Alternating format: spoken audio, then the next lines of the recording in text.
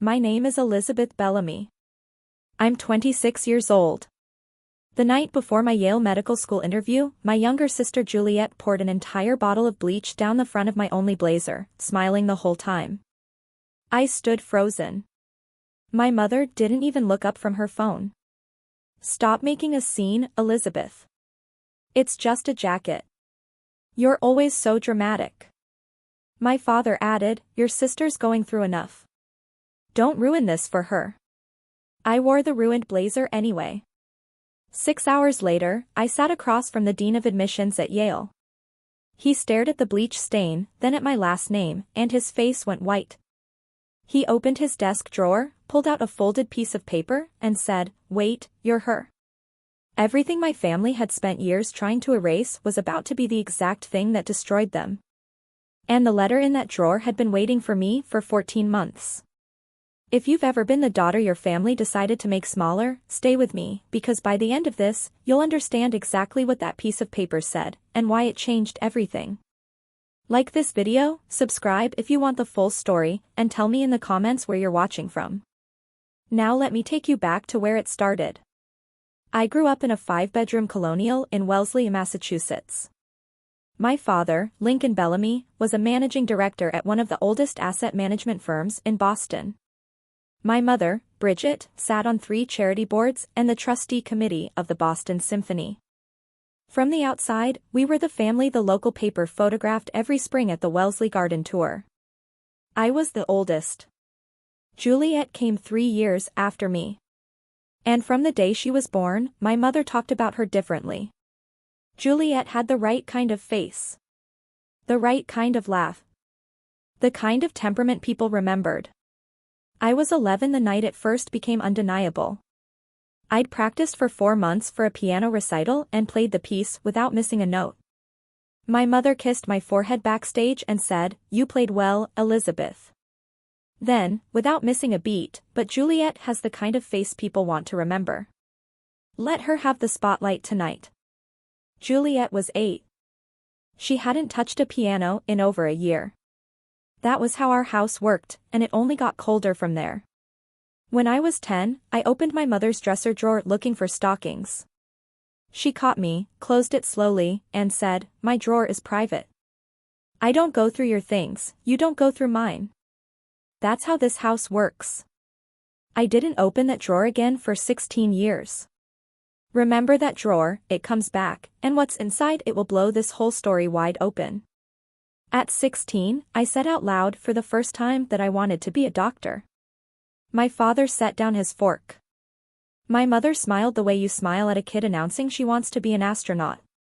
A week later at a charity event, I overheard my mother tell a friend, "Juliet wants to be a pediatrician, isn't that wonderful?" She's always loved children. Juliet was 13. Days after that, my father sat on the edge of my bed. Medicine is a long road, Elizabeth. Your sister has the temperament for it. You're better suited to support roles. That's not an insult, that's an observation. He believed that.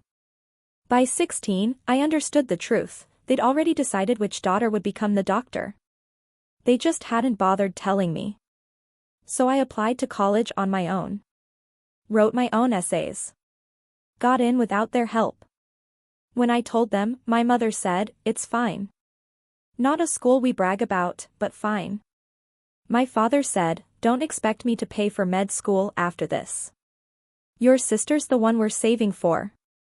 I worked 2 jobs through college, took on debt, and never invited them to a single visiting weekend in 4 years. I graduated with honors in biology, moved into a 1-bedroom in Brooklyn for $1,850 a month, and 3 weeks later started my first job, patient navigator for a joint pediatric oncology program between 2 major Boston hospitals. $58,000 a year. My mother's response, "Patient navigator? Isn't that basically volunteering? Are they even paying you?" 2 months into that job, I got paged to room 4B. That's the day I met Lily. And I need you to remember her name, because everything that happens for the rest of this story, the bleach, the drawer, the dean's office, all of it happens because of what took place in that room. While I was working 80-hour weeks in hospital hallways, Juliet was 3 years behind me starting college, and my mother was managing her path like a charity gala. A private MCAT tutor for $12,500. A personal admissions consultant in Cambridge. Shadowing slots arranged through donor connections. Anatomy textbooks bought in advance and left on shelves like props.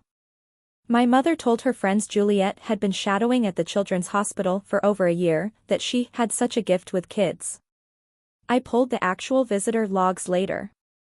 In 3 years, Juliet had been on that oncology floor exactly 4 times.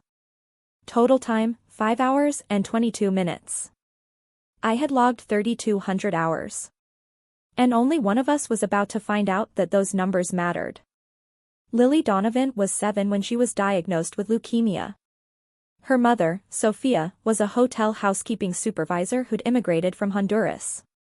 Her father had been killed by a drunk driver on the highway 4 years earlier, leaving Sophia to raise Lily alone. The first day I walked into that room, Sophia was crying quietly in the corner, and Lily sat up in bed with her hands folded like she was in church. The oncology team had just explained the treatment protocol in rapid medical English, and none of it had landed. Sophia didn't know what the words meant. Lily thought they were going to put her to sleep forever. I sat on the edge of the bed and switched to Spanish. I explained the treatment to Sophia in her language. I told Lily no one was putting her to sleep forever, she'd be tired, but tired isn't gone, tired is still here. When I stood to leave, Lily reached out and took my hand. She didn't say a word. She'd already decided something about me. I came back the next day. Then every day for a week. Then hours a week for 2.5 years, way outside my actual job description. I read her Charlotte's Web in the chemo room. She loved the part where Charlotte spins words into her web to save someone. One afternoon she looked up and said, "Elizabeth, maybe someone will write something nice about me one day." I told her of course they would. I had no idea I was hearing her plan out loud. Her room faced east. On mornings she couldn't even eat, she'd still watch the sunrise. After a brutal 2-day stretch where she couldn't keep anything down, the sun came up and she turned to me and said, "The sun came up again. I made it. I'm still here." I wrote that down. I wrote down everything about that window, that sunrise, that sentence, in a draft I saved on the family Google Drive my mother had set up years earlier. I had no idea anyone else could see it. That detail matters more than you can possibly imagine right now. She relapsed at 8. No donor match came through. By the following year she was in hospice. Her oncologist, a 19-year veteran named Dr. Nell, was the one who told Sophia there were no more options, and the same doctor who would later hand a folded letter to a man who'd trained with her decades earlier. My supervisor, Ingrid, had watched me with Lily for 2.5 years. Lily's nurse had written in the clinical notes 38 separate times, family coping enhanced by Navigator E. Bellamy's presence. 2 weeks before she died, Lily, a weak but completely lucid, asked her mother to write down exactly what she wanted to say. Sophia wrote it in pencil, word for word. 1 page. It would end up mattering more than anything my entire family had built in 30 years. Sophia handed that letter to Dr. Nell during morning rounds and said, "Please give this to someone who can help Elizabeth become a doctor." The next day, at the hospital's annual donor lunch, my mother, a trustee for one of the funding foundations, was in attendance. Sophia recognized her from a photo I'd once shown her. She approached, introduced herself, and said, "I have something for Elizabeth." She handed my mother a folded drawing Lily had made, pencil on hospital sketch paper, 5 shaky words written on the back. My mother said she'd deliver it that night. She did not. I would not see that drawing for 14 months.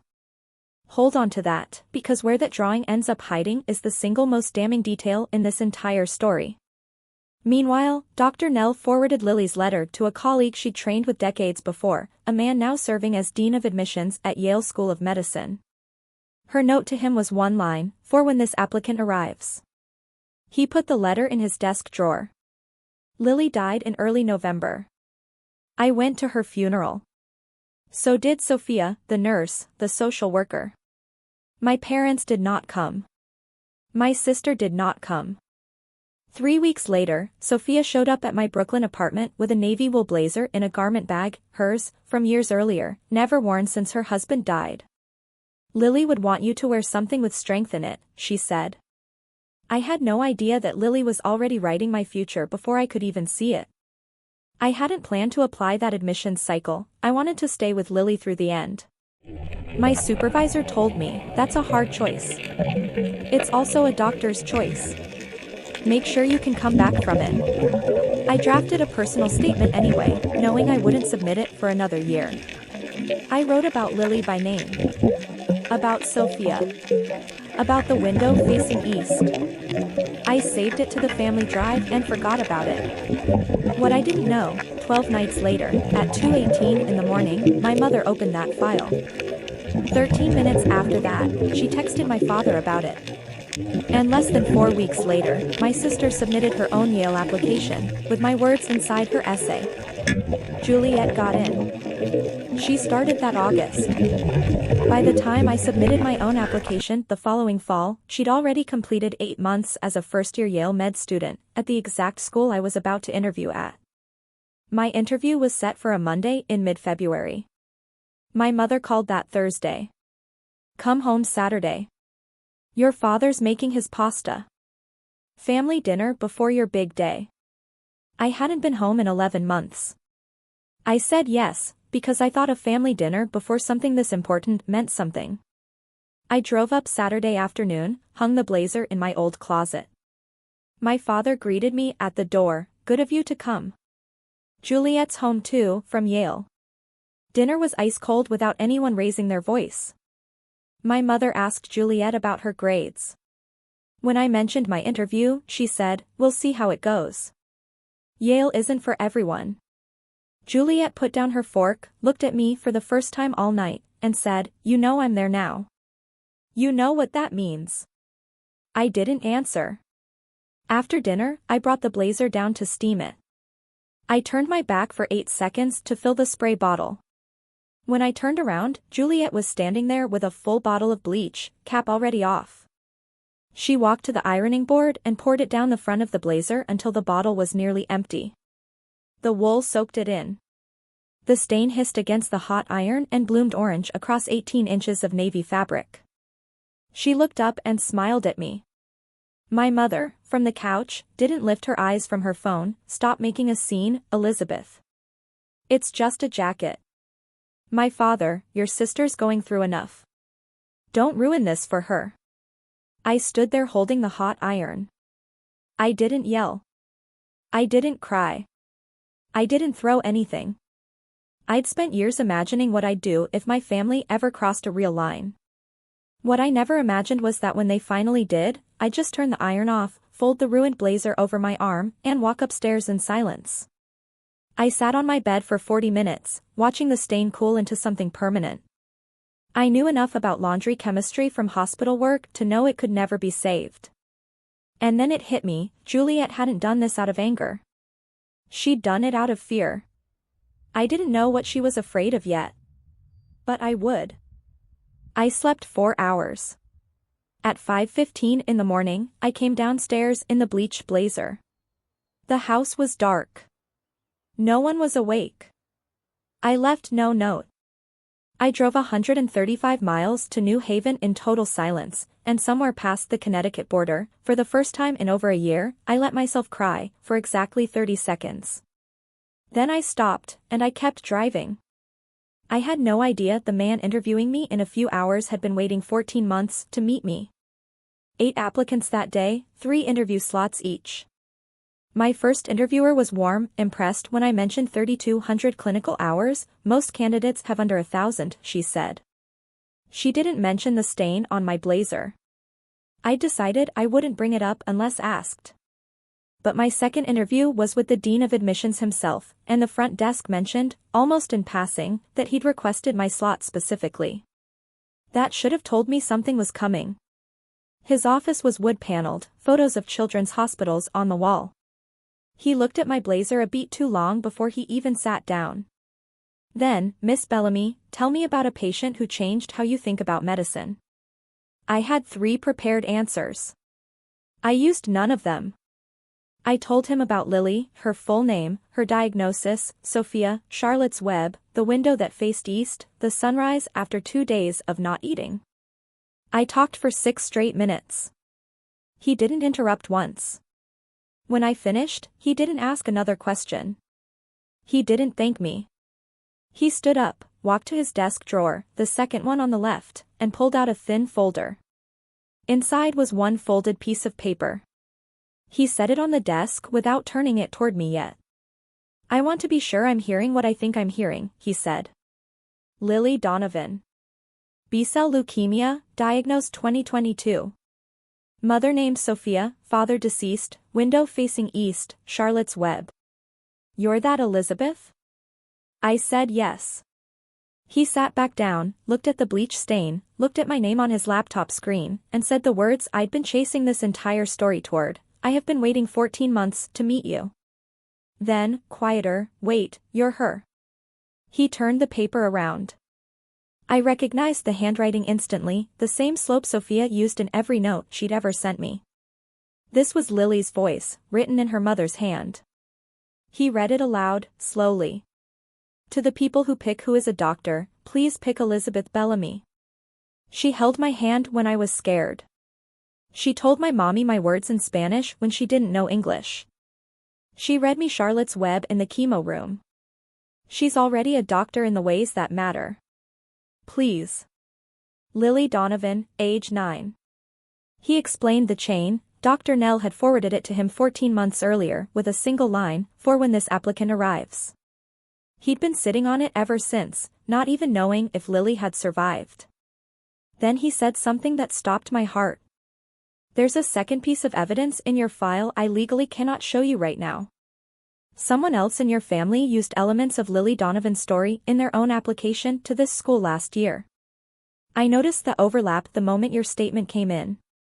I've been waiting to meet you to find out which version of this story is true. He told me to attend my final interview as scheduled, and that after today, there would be a formal process, and he wanted to walk me through it properly. I sat on a bench in the courtyard for over an hour afterward, already knowing the answer to a question I hadn't wanted to ask out loud. I drove home slower than I'd driven up. I called my old supervisor, Ingrid, from the road. Did you ever know Juliet claimed to have shadowed at the hospital? Her answer was immediate. She never set foot on our unit for more than 90 minutes at a stretch. 4 times in 3 years. I keep records of every observer. Then I called my mother. She answered cheerful, performing for an audience that wasn't there. How did it go, sweetheart?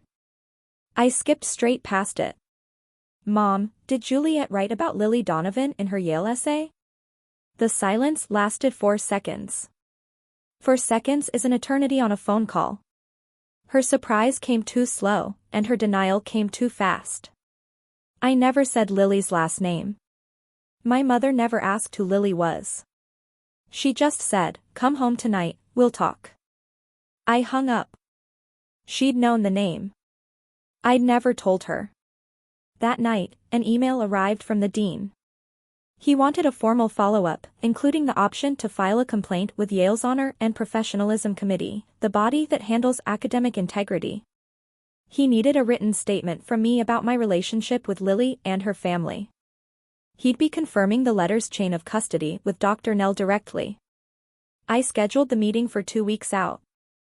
That gave me 14 days to gather every piece of paper my mother had ever touched.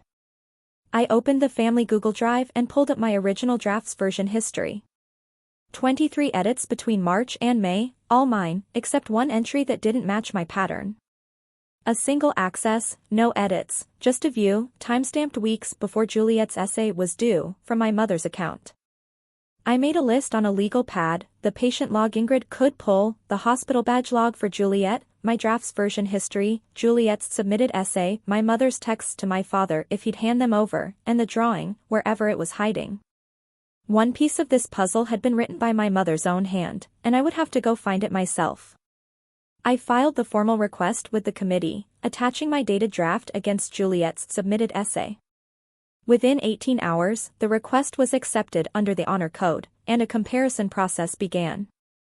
There was no taking it back now. I didn't want to. That same week, Ingrid pulled 3 files through hospital security.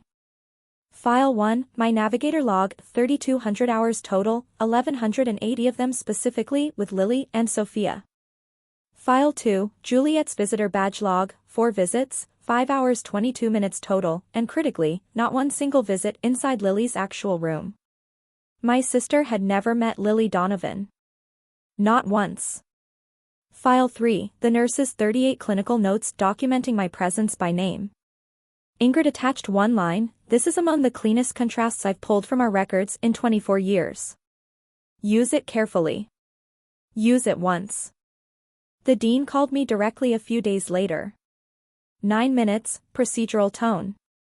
The overlap is substantial.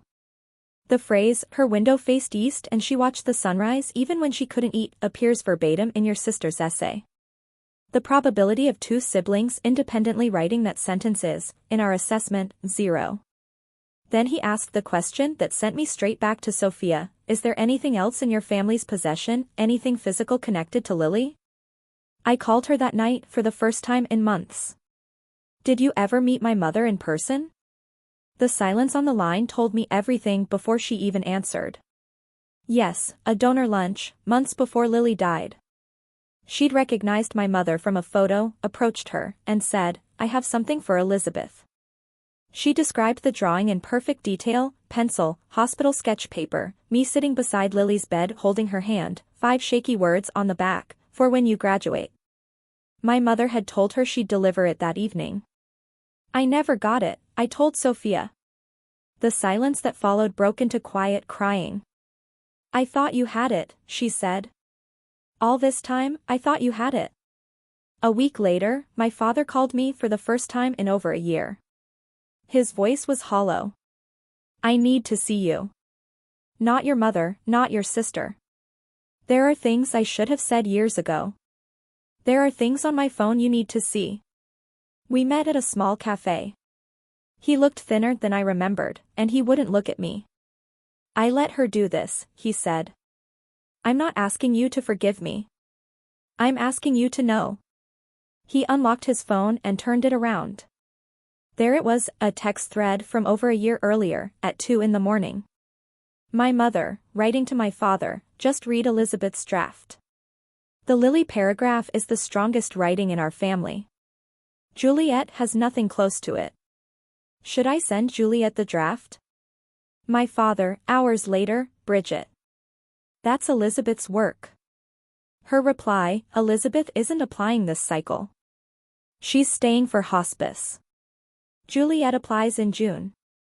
It's just helping her have material. Elizabeth will write something else next year." And then, the line that told me everything about how they saw us, "We have one shot to get one of them into Yale. Juliet's MCAT isn't strong enough on its own.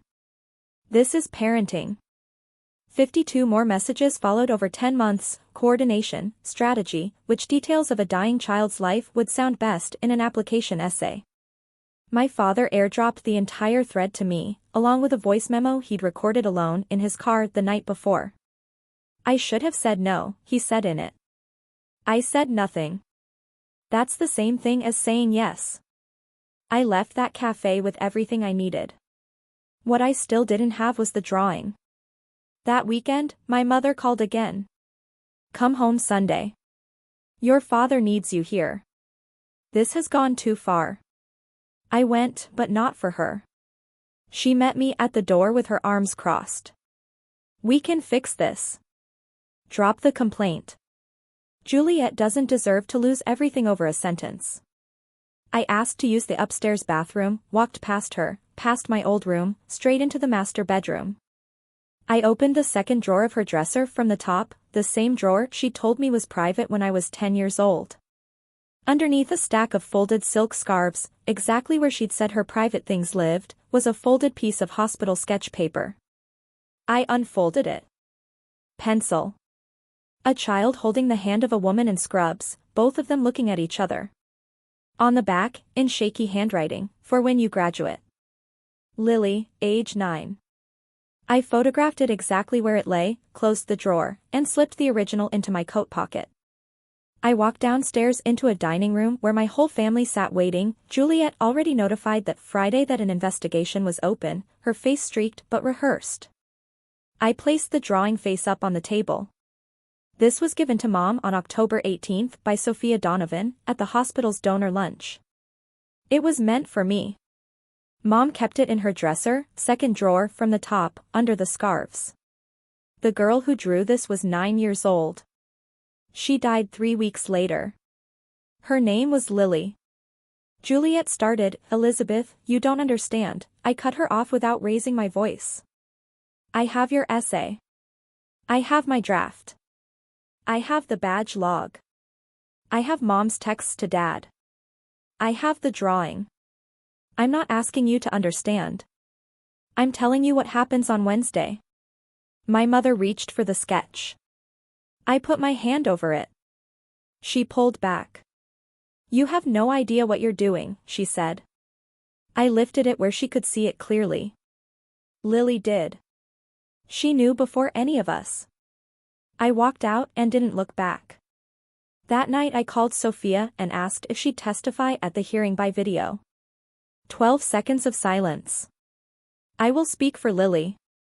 She told me she'd been the only one to hear Lily's voice that day, and someone finally needed to listen. Then she said one more thing: "Wear the blazer, Elizabeth. The bleach too. Wear all of it." The night before the hearing, Juliet called, voice cracking but still performing. "I'll lose everything. I'm 23. I made a mistake." I told her the truth. "You wrote 5,000 words about a child you saw for less than 6 hours total. You watched her die from a paragraph our mother handed you. That's not a mistake. That's a decision you made over months." She hung up. Minutes later my mother left a 4-minute voicemail. "If you do this, Juliet will be dismissed." Is that what Lily would want? Lily would want healing. "You're the one tearing this family apart." My father texted separately, "Your mother does not speak for me. Do what's right. I love you." I didn't need to play my mother's voicemail at the hearing. I'd already saved the only voice that mattered. I woke at 4:45 the morning of the hearing, put on the bleached blazer, and drove 135 miles back to New Haven. I texted Sophia from the parking lot, "Almost time. Lily is here too." Her reply, "Let's go." Inside the conference room, Juliet sat with our family's attorney. My parents were barred from entering, left waiting in the hallway. A camera recorded the proceedings. My old supervisor sat in as my professional reference. A laptop connected to a secure line for Sophia to join at 11:30. The hearing began. I opened with the numbers, because numbers don't have emotion. 3,200 total hours. 1,180 specifically with Lily, over 27 months, my signature on every entry. Then the badge log, 4 visits, 5 hours 22 minutes, 0 of them inside Lily's room. My sister never met her. The committee members wrote in silence. Then I laid my dated draft beside Juliet's submitted essay and underlined the same sentence in red on both, word for word, time-stamped weeks apart. "And did Miss Juliet Bellamy ever treat this patient?" the committee asked. "She visited the floor 4 times, I said. "She never met Lily Donovan." Juliet's hand went to her mouth. At 11:30, Sophia's video connected. She confirmed writing the letter, confirmed handing it to Dr. Nell. The dean read it aloud again, the same words that had stopped my heart in his office 2 months earlier. He placed the original on the table. 12 seconds of total silence. I counted. Juliet was crying now, not performing anymore. Actually crying. Sophia added her final statement in slow, deliberate English. "My daughter loved Elizabeth. She never met Juliet. I gave a drawing to Mrs. Bellamy to deliver, and she never did. My daughter died believing Elizabeth would receive it. Elizabeth got it 5 days ago. I'm here because my daughter wrote a letter so somebody would listen. I'm here so somebody finally does." I placed the drawing on the table. I described exactly where I'd found it, along with the photograph proving its location. The committee passed it hand to hand. Then the dean turned to Juliet. Did your mother ever tell you this sketch existed? Juliet, choking on the words, I never saw it. I never knew. The committee announced it would separately interview my mother as a fact witness, then called a recess. In the hallway, my mother rushed toward us the second she saw Juliet's face. What did they show in there? My father stepped between them for the first time in his life. Bridget. They have the sketch. My mother froze. You told me you forgot, he said. For 14 months, you told me you forgot. Don't. One word. 30 years of marriage, and that was the first time my father ever said it to her, in a Yale hallway, in front of strangers, in front of me. My mother stopped moving. My father turned to me as he passed. I'm sorry. I should have done this years ago. Back inside, Juliet tried one final reframe. She was young, she was pressured, she should have said no. The committee wasn't moved. She'd had 8 full months as an enrolled student to correct the record and never once reached out to the family, the patient's care team, or the committee itself. When they asked for my closing statement, I didn't attack anyone. I'm not here to destroy my sister or embarrass my parents. I'm here because a 9-year-old wrote a letter so I would be heard. I have been heard now. I want one thing on the record: Lily Donovan was a person. She had a name, a window that faced east, a mother who loved her. She had a nurse, a social worker, and a navigator who saw her through it. She didn't have my sister. She didn't have my parents. She had us. And we're still here. I sat down. The room was so quiet I could hear my mother breathing through the closed door. I drove home that night with nothing left to cry. I made tea, sat on the floor, and texted Sophia, "Thank you for speaking for her." She wrote back, "Lily always." A week later, the acceptance email arrived from Yale admissions, a spot in the entering class, praise for my clinical insight and integrity, signed by the dean himself. I read it twice. No tears left. I texted Sophia one word, "Yes." She wrote back, "Lily knew." I told no one in my family for 4 days. Then the committee's decision landed. Juliet Bellamy, dismissed from Yale School of Medicine, effective immediately, for academic misrepresentation, citing clear evidence of authorship fraud and an 8-month willful failure to correct the record. My father called that afternoon. 20 minutes on the phone. He wasn't asking me to reconcile with Juliet. He was separating from my mother, already leased an apartment in Boston, moving out in 3 days. "I'm not asking for forgiveness," he said. "I'm asking for time to do the next part right. I'd like to see you when you're ready." I told him I would. I didn't say when. The next evening, my mother sent one text, "You destroyed your sister. I hope Yale is worth it." I screenshotted it. I didn't reply. I didn't block her either. I just let it sit there, unanswered, because I hadn't destroyed anything. I'd simply stopped holding it up. Weeks later, I drove to see Sophia in her new apartment in Boston. She'd moved after Lily died, unable to stay somewhere with that many ghosts in the hallway. She'd made dinner. A small framed pencil drawing hung above her kitchen table, framed with a $3 frame from a thrift store, the sketch. We ate, we talked about Lily, about her late husband, about her plans to become a nurse herself. After lunch, she brought out a small sewing kit. She turned my ruined blazer inside out, opened the lining near where the heart would sit, and threaded a needle with white embroidery thread. We worked in silence for 40 minutes. When she finished, she'd stitched a single letter into the lining, L. She turned the blazer right side out and held it to the window. The bleach stain still ran down the front, orange and permanent. But now, hidden where only I would ever know, was a letter that could never be taken away. "Now Lily is inside you," she said, "where no one can take her again." She'd sewn a matching L into her own apron, so that on different mornings, in different kitchens, Lily would still be with both of us. I moved to New Haven that August. The blazer hangs on a hook by my front door. The drawing sits on the shelf above it. My mother once told me it was just a jacket. She was wrong about that, and she was wrong about almost everything else. The story my family spent 30 years building turned out to be exactly that, a story. But one page of pencil, written in a grieving mother's hand at a hospital bedside, that was the one that turned out to be true. In a few months, I start medical school in the same city my sister was forced to leave, with a 9-year-old's drawing on my shelf and her letter sewn into the lining of a bleached blazer. Both of them belong to me now. Both of them belong to Lily.